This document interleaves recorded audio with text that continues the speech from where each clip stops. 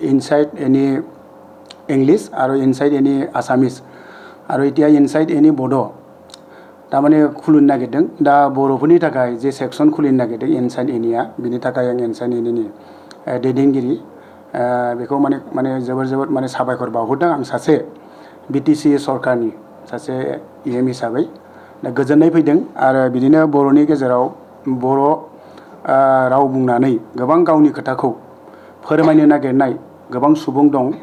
दा बे बिथांमोना जाहाथे गावनि खोथाखौबो दा बर'नि गेजेरजों मिडियानि गेजेरजों गावनि साननायखौ फोरमायनो हासिगोन दा बेनि थाखायनो InsideNE जे बड' जे सेक्सन खालामबाय दा बेनि थाखाय आङो बिराद गोजोननाय फोरमायदों आरो भबिष्यताव InsideNE बड' बे सेक्सना जाहाथे गोबां नाम खालामनो हायो आरो इसोरा जाहाथे बिसोरखौ माने बिसोरनि दैदेननायखौ आरो गोजौआव लाङो इसोरनि सायाव आर'ज बिबाय आरो खावलायदों